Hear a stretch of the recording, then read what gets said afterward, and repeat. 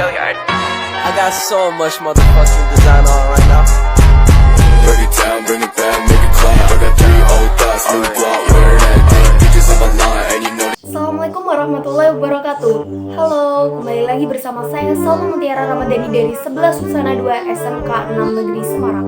Di sini saya akan menjelaskan bagian 3 Bhinneka Tunggal Ika, unit 2 kolaborasi budaya, dan unit 3 interaksi budaya Nusantara di kancah global. Kemudian bagian 4 NKRI, sengketa batas wilayah Blok Ambalat antara Indonesia dengan Malaysia dan upaya penyelesaian. Indonesia merupakan salah satu negara multikultural terbesar di dunia. Kemajemukan dapat dilihat dari agama, budaya, bahasa, etnis, dan adat istiadat. Kemajemukan Indonesia tergambar dalam lambang negara Republik Indonesia, yaitu Bhinneka Tunggal Ika. Keragaman Indonesia di satu sisi membawa berkah, tetapi di sisi lain dapat pula menjadi bencana. Keragaman dapat menjadi berkah jika dapat dikelola dengan baik. Ia dapat menjadi modal sosial atau sosial kapital yang berharga bagi Indonesia. Sebaliknya, dapat menjadi bencana jika tidak dapat dikelola dengan baik. Keragaman berpotensi menimbulkan konflik antar masyarakat. Untuk itu, diperlukan berbagai upaya untuk melestarikan keragaman Indonesia agar dapat menjadi modal sosial sekaligus mencegah potensi konflik di tengah masyarakat Indonesia. Salah satunya adalah dengan melakukan kolaborasi budaya. Kolaborasi budaya adalah proses kerjasama antar masyarakat berbeda budaya untuk mencapai tujuan bersama. Dengan adanya kolaborasi budaya antar masyarakat satu dengan masyarakat yang lain yang berbeda budaya, akan terjalin komunikasi lintas budaya.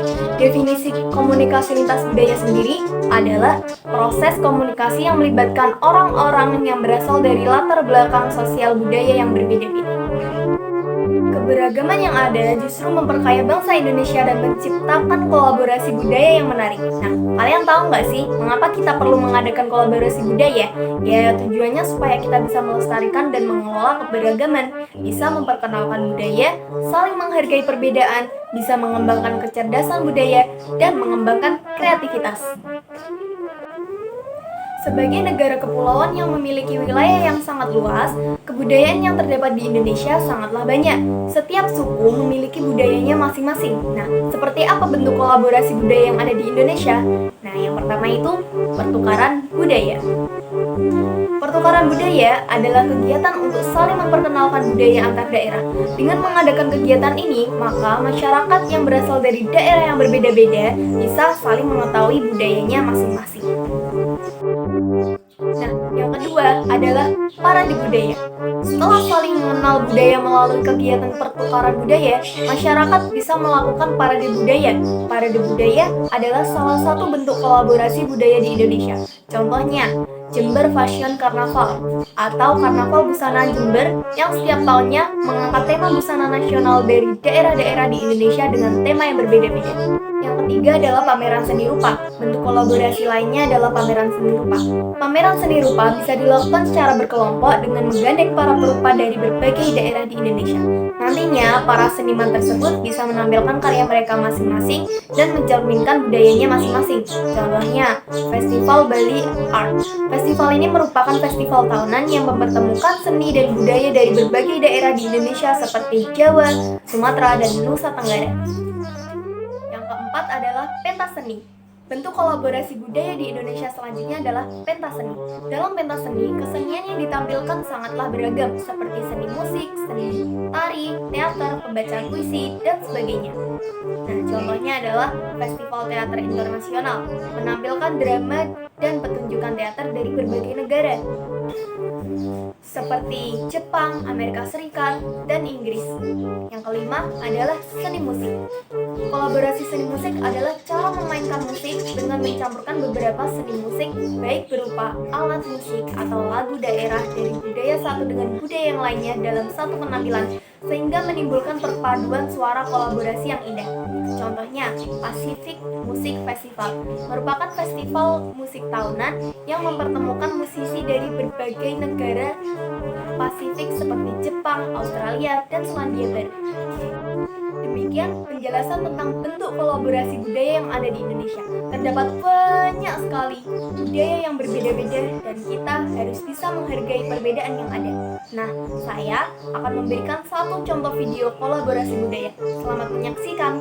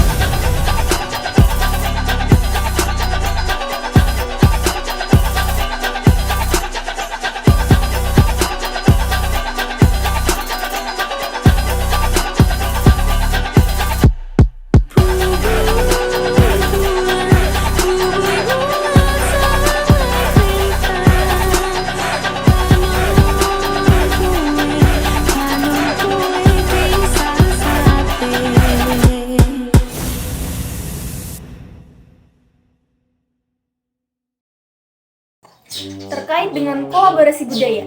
Kolaborasi budaya atau pertukaran budaya adalah salah satu konsekuensi interaksi budaya Nusantara di kancah global atau internasional. Nah, globalisasi ditandai dengan perkembangan teknologi informasi, membuat dunia seakan tidak berjarak. Globalisasi membuat batas teritorial negara seolah tidak ada lagi. Globalisasi membuat negara-negara di dunia menjadi semacam global village atau desa buana, di mana negara satu dengan negara yang lain itu saling terhubung dan saling berinteraksi. Siapapun orangnya tidak dapat lepas dari budaya tempat ia dilahirkan dan dibesarkan. Dengan budaya yang mengakar dalam dirinya, ia harus berbagi ruang dengan orang yang berasal dari budaya lain. Kadang, sebuah interaksi jika tidak terjalin dengan baik, sangat mungkin berpotensi menimbulkan konflik. Konflik itu bisa berupa apa saja, salah satunya sengketa perbatasan. Apalagi Indonesia memiliki daratan yang sangat luas, dan biasanya daratan itu bisa bersebelahan dengan negara tetangga. Perbatasan wilayah Indonesia. Perbatasan wilayah Indonesia dengan negara-negara lain seringkali menimbulkan kesalahpahaman yang berakhir dengan konflik, meski pada akhirnya selalu dapat diselesaikan dengan cara damai. Karena itu, batas wilayah negara telah diatur berdasarkan regulasi Undang-Undang Dasar tahun 1945. Wilayah NKRI.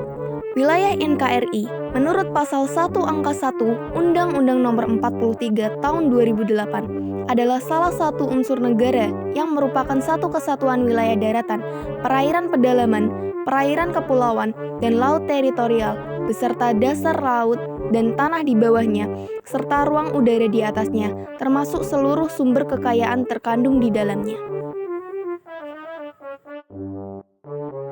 Wilayah perbatasan dengan demikian memiliki arti yang sangat vital dan strategis, baik dilihat dari sudut pandang perbatasan kabupaten atau kota dalam satu provinsi atau perbatasan kabupaten atau kota antar provinsi. Mengacu pada pasal 2 ayat 1 Permendagri nomor 76 tahun 2012, hal itu karena menyangkut pertahanan dan keamanan suatu negara, sosial, ekonomi, dan budaya. Sehingga, untuk menciptakan tertib administrasi pemerintahan, perlu memberikan kejelasan dan kepastian hukum terhadap batas wilayah suatu daerah. Dikenal sebagai negara kepulauan, Indonesia memiliki sekitar 17.500 pulau dengan luas 2/3 wilayahnya adalah lautan.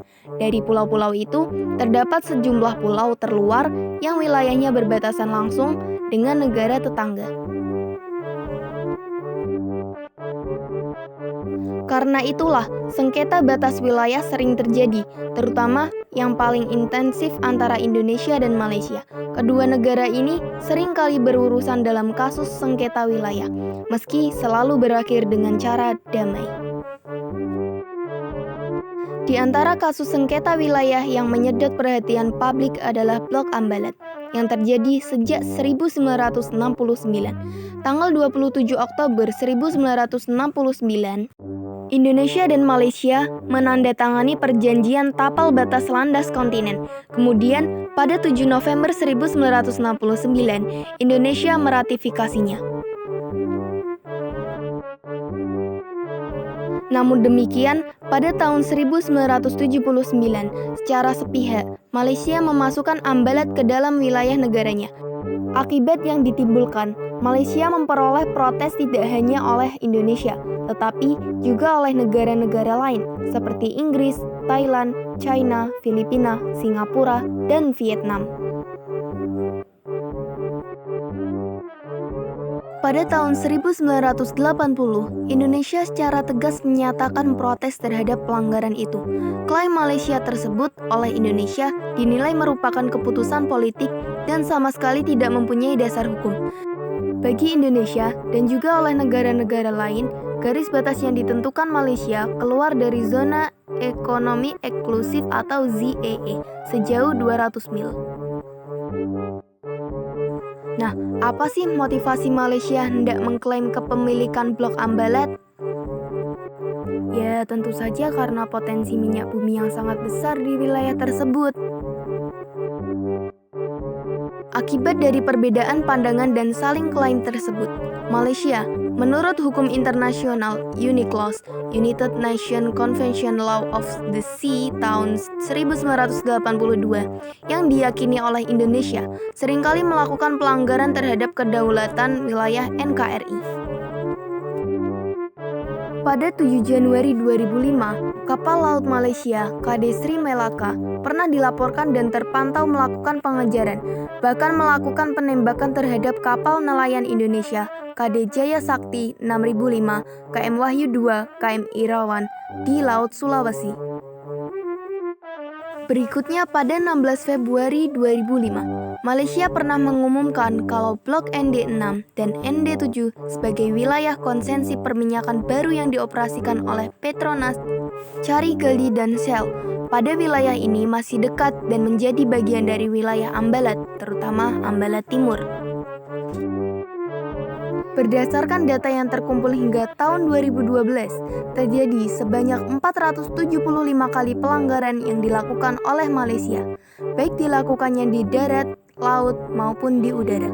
Perinciannya sebagai berikut. Tahun 2005 ada 38 kali pelanggaran. Tahun 2006 ada 62 kali pelanggaran. Nah, tahun 2007 ada 143 kali pelanggaran. Tahun 2008 ada 104 kali pelanggaran. Tahun 2009 ada 25 kali pelanggaran. Tahun 2010 ada 44 kali pelanggaran. Tahun 2011 ada 24 kali pelanggaran. Dan yang terakhir, tahun 2012 ada 35 kali pelanggaran. Cara-cara penyelesaian sengketa internasional secara damai. Nah, pembahasan ini akan mengantarkan kita mengetahui secara utuh terhadap sengketa batas wilayah, termasuk kasus Blok Ambalat dan cara menyelesaikannya menggunakan cara-cara damai, sebagaimana menjadi aturan internasional. Penyelesaian secara damai dalam sengketa antar negara merupakan langkah ideal daripada menempuh cara-cara kekerasan atau gencatan senjata. Upaya damai ini mutlak dilakukan sebelum mengarah pada konflik yang lebih besar berupa kontak senjata. Dalam Piagam Perserikatan Bangsa-Bangsa atau PBB mewajibkan kepada setiap anggota negara yang bergabung di dalamnya maupun kepada negara-negara yang memang memilih tidak tergabung ke dalam PBB agar dalam penyelesaian sengketa internasional dilakukan secara damai sehingga tidak mengganggu keamanan dan keharmonisan. Adapun langkah-langkah penyelesaian damai itu dapat ditempuh dengan cara sebagai berikut. A. Negosiasi. Cara ini merupakan penyelesaian sengketa paling sederhana dan dianggap tradisional tetapi cukup efektif untuk mencegah konflik.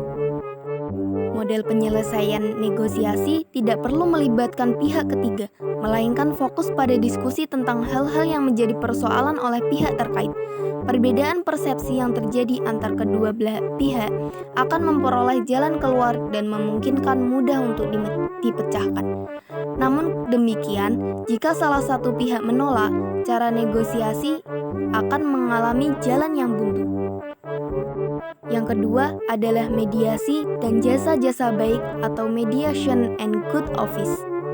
Mediasi tidak jauh beda dengan negosiasi, hanya saja yang membedakannya pada pelibatan pihak ketiga yang bertindak sebagai perantara untuk mencapai kesepakatan. Komunikasi bagi pihak ketiga itu disebut sebagai good office. Pihak ketiga yang menjadi mediator tentu dipersepsikan oleh kedua belah pihak sebagai orang yang secara aktif terlibat dalam usaha-usaha mencari solusi yang tepat agar memperoleh kesepakatan antar pihak-pihak yang bersengketa. Mediasi bisa terlaksana jika pihak yang bersengketa bersepakat dalam pencarian solusi, perlu melibatkan pihak ketiga dan menerima syarat-syarat tertentu yang diberikan oleh pihak yang bersengketa. Yang ketiga adalah konsiliasi. Istilah konsiliasi memiliki dua arti. Pertama, suatu metode dalam proses penyelesaian sengketa yang diselesaikan secara damai dengan dibantu melalui perantara negara lain atau badan penyelidikan dan komite tertentu yang dinilai tidak berpihak kepada salah satu yang bersengketa. Kedua, suatu metode penyelesaian konflik dilakukan dengan menyerahkan kepada sebuah komite untuk membuat semacam laporan investigasi dan membuat usul penyelesaian kepada pihak yang bertikai. Yang keempat adalah penyelidikan atau inquiry.